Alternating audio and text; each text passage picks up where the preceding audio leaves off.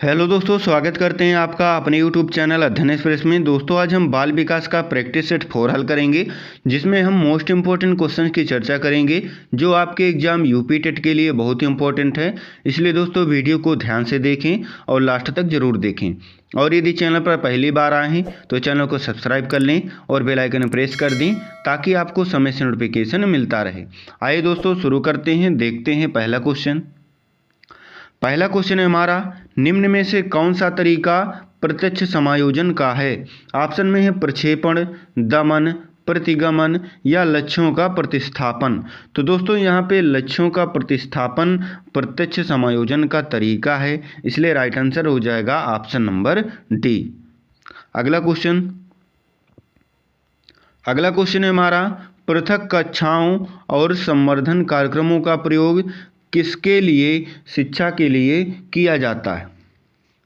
Option में दोस्तों प्रतिभाशाली बालकों के लिए, निम्न शैक्षिक उपलब्धि वाले बालकों के लिए, प्रतिभाशाली एवं निम्न शैक्षिक उपलब्धि वाले बालकों के लिए, या फिर इनमें से कोई नहीं। तो दोस्तों पृथक कक्षाओं और संवर्धन कार्यक्रमों का प्रयोग प्रतिभाशाली बालकों की शिक्षा के लिए किया जाता है, क्योंकि दोस्तों प्रतिभाशाली बालक सामान्य कक्षाओं में खुद को समायोजित नहीं कर पाते हैं, इसलिए पृथक कक्षा का निर्धारण किया जाता है। इसलिए दोस्तों राइट आंसर हो जाएगा ऑप्शन नंबर ए। ठीक है, अगला क्वेश्चन देखेंगे।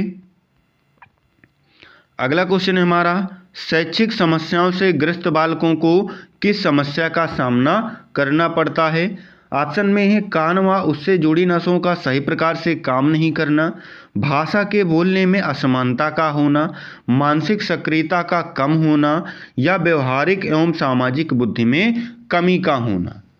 तो दोस्तों यहाँ पे राइट आंसर क्या हो जाएगा। यहाँ पे दोस्तों शैक्षिक समस्याओं से ग्रस्त बालकों को भाषा के बोलने में असमानता की समस्या का सामना करना पड़ता है, क्योंकि छात्र शैक्षिक समस्या के कारण अभिव्यक्ति नहीं दे पाते हैं, जिससे भाषा में असमानता आ जाती है। इसलिए राइट आंसर हो जाएगा हमारा ऑप्शन नंबर बी। ठीक है, अगला क्वेश्चन देखेंगे। अगला क्वेश्चन है दोस्तों, अधिगम निर्योग्यता वाले बालकों में प्रक्रमण संबंधी निम्न में से किस प्रकार की कमी पाई जाती है। ऑप्शन में दोस्तों संख्याओं संबंधी सूचनाओं को याद करने में समय एवं शिक्षा की कम समझ, या प्रायः अत्यधिक सक्रिय व्यवहार, मांसपेशियों पर कम नियंत्रण, या कम मानसिक सक्रियता। तो दोस्तों अधिगम निर्योग्यता वाले बालकों में संख्याओं संबंधी सूचनाओं को याद करने तथा समय एवं दिशा को समझने में समस्या आती है, इसलिए राइट आंसर हो जाएगा हमारा ऑप्शन नंबर ए। ठीक है, अगला क्वेश्चन देखेंगे। अगला क्वेश्चन है दोस्तों, निर्माणात्मक मूल्यांकन का उद्देश्य क्या होता है। निर्माणात्मक मूल्यांकन, तो दोस्तों यहाँ पे छात्रों के शैक्षिक प्रगति पर गौर करना तथा उपचारात्मक अनुदेशन की योजना बनाना निर्माणात्मक मूल्यांकन का उद्देश्य होता है। ठीक है, इसलिए यहाँ पे ऑप्शन नंबर ए इसका राइट आंसर हो जाएगा। ठीक है, अगला क्वेश्चन देखेंगे। अगला क्वेश्चन है हमारा, निम्न में से कौन सा शोध का चरण शोध को क्रियात्मक अनुसंधान बनाता है। ऑप्शन में दोस्तों उपकल्पनाओं का निर्माण, प्रोग्राम का क्रियान्वयन एवं अंतिम मूल्यांकन, सामान्यीकरण, या फिर शोध आकल्प का अपरिवर्तन या कठोर होना। तो दोस्तों यहाँ पे राइट आंसर क्या हो जाएगा। यहाँ पे राइट आंसर हो जाएगा हमारा option number B. Option number B दोस्तों इसका राइट आंसर हो जाएगा, क्योंकि क्रियात्मक अनुसंधान शोध समस्याओं के समाधान के लिए किया जाता है। इसका सबसे महत्वपूर्ण उद्देश्य प्रोग्राम का क्रियान्वयन एवं अंतिम मूल्यांकन करना होता है। ठीक है, अगला क्वेश्चन देखेंगे। अगला क्वेश्चन है हमारा, निम्न में से कौन सी समस्या क्रियात्मक अनुसंधान के लिए उपयुक्त नहीं है। तो यहाँ पे दोस्तों कौन उपयुक्त नहीं है पूछ रहा है, तो ऑप्शन यहाँ पे कौन सा सही हो जाएगा। ऑप्शन देखेंगे, हिंदी में 5वीं कक्षा के विद्यार्थियों के लेख में सुधार, 7वीं कक्षा के विद्यार्थियों के व्यवहार पर लिखित प्रशंसा एवं मौखिक प्रशंसा के प्रभाव का तुलनात्मक अध्ययन, या फिर परंपरागत विधि के ऊपर कंप्यूटर सहायतित अनुदेशन का प्रभाव, या भूगोल के अधिगम में एटलस एवं ग्लोब का प्रयोग। तो दोस्तों यहाँ पे क्रियात्मक अनुसंधान के लिए उपयुक्त तो नहीं है, कौन सा राइट हो जाएगा। तो यहाँ पे दोस्तों कंप्यूटर सहायतित अनुदेशन का प्रभाव समस्या से संबंधित नहीं है, इसलिए राइट आंसर हो जाएगा ऑप्शन नंबर सी। ठीक है, अगला क्वेश्चन है हमारा, बालकों का मुफ्त एवं अनिवार्य शिक्षा का अधिकार 2009 में निम्न में से किस पर ध्यान नहीं दिया गया। तो दोस्तों ऑप्शन देखेंगे, अध्यापकों को प्रशिक्षण की सुविधा प्रदान करना, घुमंतु बालकों के परिवेश को सुनिश्चित करना, एकेडमिक कैलेंडर को निर्धारित करना, या 14 वर्ष पश्चात की शिक्षा। तो दोस्तों मुफ्त एवं अनिवार्य शिक्षा का अधिकार 1 अप्रैल 2009 को लागू हुआ था। कब लागू हुआ था? 1 अप्रैल 2009 को लागू हुआ था। इसके अंतर्गत दोस्तों 6 से 14 वर्ष तक के बालकों को एक निर्धारित कैलेंडर के अनुसार प्रशिक्षित अध्यापकों के द्वारा अनिवार्य एवं निःशुल्क शिक्षा उपलब्ध कराने का प्रावधान किया गया था। ठीक है, इसमें दोस्तों क्या नहीं है, किस पर ध्यान नहीं दिया गया था? तो 14 वर्ष के पश्चात की शिक्षा पर ध्यान नहीं दिया गया, इसलिए यह इसका राइट आंसर हो जाएगा। अगला क्वेश्चन देखेंगे। अगला क्वेश्चन है हमारा, राष्ट्रीय पाठ्यचर्या रूपरेखा 2005 में भारत की धार्मिक एवं सांस्कृतिक विविधता को मानना, स्त्रियों के प्रति सम्मान एवं जिम्मेदारी का दृष्टिकोण को बढ़ाने के प्रोग्राम का आयोजन एवं वृत्तचित्र तथा फिल्मों को एकत्र करना एवं दिखाना, जिनके माध्यम से न्याय एवं शांति में वृद्धि हो, को सुझाया गया है, ताकि क्या हो सके। ऑप्शन में दोस्तों शांति की शिक्षा दी जा सके, या मूल्यों की शिक्षा दी जा सके, या नागरिकता की शिक्षा दी जा सके, या इनमें से कोई नहीं।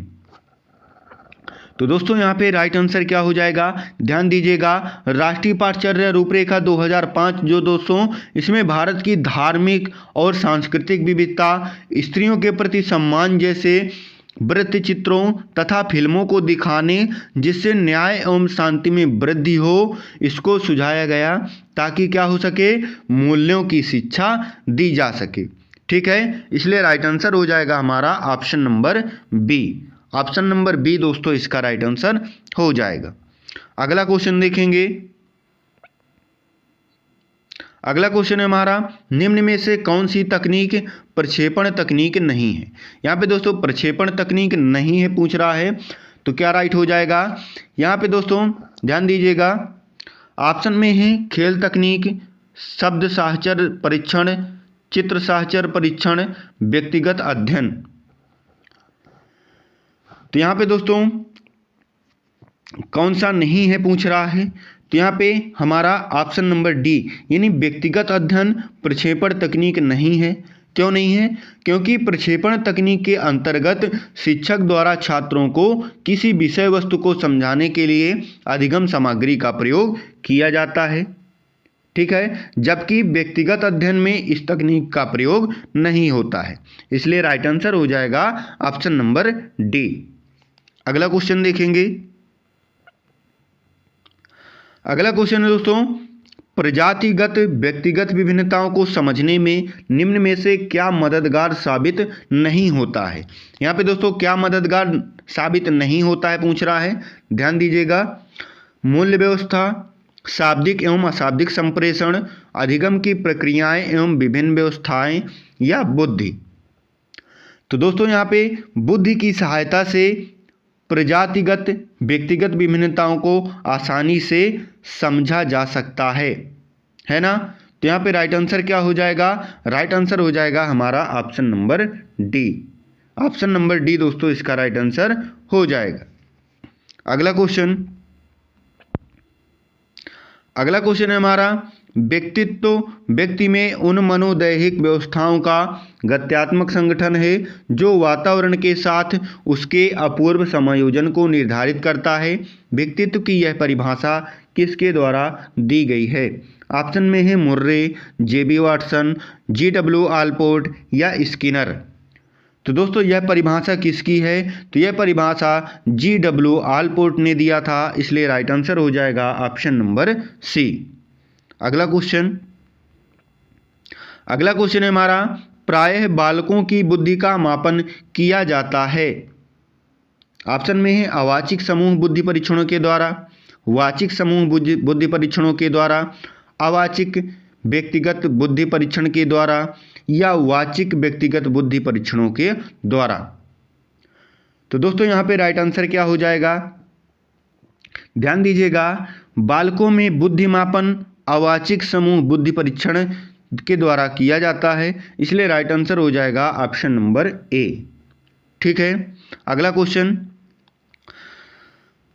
है हमारा, निम्न में से कौन बुद्धि परीक्षणों के दुरुपयोग का संकेत देता है? यहाँ पे दोस्तों दुरुपयोग का संकेत देता है। ऑप्शन में है उन्नति के मापन में सहायक, बुद्धिलब्धि का लेबल बालकों पर लगाकर अध्यापक अपनी कुशलता को छुपाते हैं, या बालकों को वर्गीकृत करने में, या फिर अधिगम प्रक्रिया को बेहतर बनाने के लिए। तो दोस्तों यहाँ पे राइट आंसर क्या हो जाएगा? यहाँ पे राइट आंसर हो जाएगा हमारा कि किसमें दोस्तों, यहाँ पे बुद्धि परीक्षणों के दुरुपयोग का संकेत। तो यहाँ पे दोस्तों बुद्धि परीक्षण के द्वारा बालकों के बुद्धि का मापन नहीं किया जाता है, बालकों के बुद्धि का मापन नहीं किया जाता है, तथा क्या होता है दोस्तों, तथा बालकों की क्षमता की गणना की जाती है ना। इससे इस परीक्षण का प्रमुख दोष यह है कि इसके तहत अध्यापक की अकुशलता को ध्यान में नहीं रखा जाता। ठीक है, इसलिए राइट आंसर हो जाएगा हमारा option number B. Option number B दोस्तों इसका राइट आंसर हो जाएगा। ठीक है, अगला क्वेश्चन है हमारा, निम्न में से कौन सी पिछड़े हुए बालकों की विशेषता नहीं है? अपनी प्रकृति प्रदत्त योग्यताओं से कम स्तर की शिक्षक उपलब्धि का प्रदर्शन करते हैं, सामान्य विद्यालय कार्य के साथ वे गति नहीं रख पाते हैं, या अपनी आयु के बालकों से काफ़ी पिछड़ जाते हैं, या कम बुद्धि रखते हैं। तो दोस्तों यहाँ पे राइट आंसर क्या हो जाएगा? पिछड़े बालकों की विशेषता क्या होती है? तो दोस्तों यहाँ पे पिछड़े बालकों की विशेषता यहाँ पे नहीं पूछ रहा है, तो यहाँ पे अपनी प्रकृति प्रदत्त योग्यताओं से कम स्तर की शैक्षिक उपलब्धि का प्रदर्शन करना, ये क्या है? पिछड़े हुए बालकों की विशेषता नहीं है, इसलिए राइट आंसर हो जाएगा ऑप्शन नंबर ए। ठीक है, अगला क्वेश्चन देखेंगे। अगला क्वेश्चन है हमारा, निम्नलिखित में से कौन सा कारक अधिगम प्रक्रिया को प्रभावित नहीं करता है? संस्कृति, आवश्यकताएं, निविष्ट या मापन। तो दोस्तों इनमें से कौन सा कारक अधिगम प्रक्रिया को प्रभावित नहीं करता? तो दोस्तों मापन जो होता है अधिगम प्रक्रिया को प्रभावित नहीं करता है। ठीक है, अगला क्वेश्चन देखेंगे। अगला क्वेश्चन है हमारा, इनमें से कौन सा एक आपूर्ति का प्रकार का प्रश्न है? आपूर्ति प्रकार का प्रश्न है। ऑप्शन में है निबंध, वैकल्पिक उत्तर, मिलान का प्रकार, बहुविकल्पीय प्रकार। तो यहाँ पे दोस्तों राइट आंसर क्या हो जाएगा? यहाँ पे दोस्तों जो निबंध होता है यह आपूर्ति प्रकार का प्रश्न है, इसलिए राइट आंसर है हमारा ऑप्शन नंबर ए। ठीक है, अगला क्वेश्चन है हमारा, निम्नलिखित में से कौन सी रणनीति बच्चों में अर्थ निर्माण को बढ़ावा देती है? सूचना का प्रसारण, दंडात्मक उपायों का उपयोग करना, सम्मान एवं मानकीकृत परीक्षण, अन्वेषण और चर्चा। तो यहाँ पे दोस्तों कौन सी रणनीति बच्चों में अर्थ निर्माण को बढ़ावा देती है? तो यहाँ पे अन्वेषण और चर्चा जो है तो क्या है? बच्चों में अर्थ निर्माण को बढ़ावा देती है, इसलिए राइट आंसर हमारा हो जाएगा ऑप्शन नंबर डी। अगला क्वेश्चन देखेंगे, विकास को आकार देने वाले पर्यावरणीय कारकों में शामिल है संस्कृति, पोषण की गुणवत्ता, सीखने की गुणवत्ता या ये सभी। तो यहाँ पे दोस्तों पर्यावरणीय कारकों में विकास को आकार देने वाले कौन हैं? ये सभी शामिल होते हैं, इसलिए राइट आंसर हो जाएगा हमारा ऑप्शन नंबर डी। ठीक है, अगला क्वेश्चन है स्कूली शिक्षा में सतत और व्यापक मूल्यांकन किसके द्वारा शुरू किया गया था? तो दोस्तों यह किसके द्वारा शुरू किया गया था? तो ये हमारा CBSE द्वारा शुरू किया गया था। ठीक है, इसलिए राइट आंसर हो जाएगा हमारा ऑप्शन नंबर बी। अगला क्वेश्चन है दोस्तों, निम्नलिखित में से कौन संरचनात्मक आकलन का एक उपयुक्त उपकरण नहीं है? यहाँ पे दोस्तों नहीं पूछ रहा है, ध्यान दीजिएगा। अवधि परीक्षा, प्रश्न व खेल, दत्त कार्य, मौखिक प्रश्न। तो यहाँ पे दोस्तों अवधि परीक्षा संरचनात्मक आकलन का एक उपयुक्त उपकरण नहीं है। ठीक है, इसलिए ऑप्शन नंबर ए इसका राइट आंसर हो जाएगा। अगला क्वेश्चन देखेंगे, फ्राइड की विकास अवस्थाओं के अनुसार किस अवस्था को प्रारंभिक विद्यालय आयु समझा जाता है? तो दोस्तों यहाँ पे अव्यक्त अवस्था को प्रारंभिक विद्यालय आयु समझा जाता है फ्राइड के अनुसार, इसलिए ऑप्शन नंबर सी हमारा राइट आंसर हो जाएगा। अगला क्वेश्चन, बालकों में व्यक्तिगत भिन्नता के लिए निम्न में से कौन सा कारक जिम्मेदार है? तो दोस्तों बालकों में व्यक्तिगत भिन्नता के लिए यहाँ पे बुद्धि क्या है दोस्तों? बुद्धि कारक जिम्मेदार होता है, इसलिए राइट आंसर हो जाएगा हमारा ऑप्शन नंबर बी।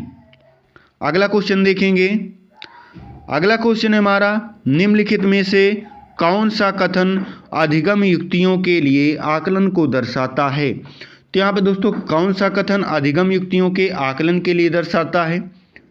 तो राइट आंसर क्या हो जाएगा? यहाँ पे दोस्तों हमारा राइट आंसर है कि शिक्षण अधिगम प्रक्रिया के दौरान आकलन भिन्न शिक्षण अधिगम युक्तियाँ बनाने के लिए किया जाता है। ठीक है, तो इसलिए राइट आंसर हो जाएगा हमारा ऑप्शन नंबर बी। अगला क्वेश्चन देखेंगे, अगला क्वेश्चन है दोस्तों, एक बालक पहले पूरे हाथ को, फिर उंगलियों को तथा फिर हाथ और उंगलियों को एक साथ चलाना सीखता है।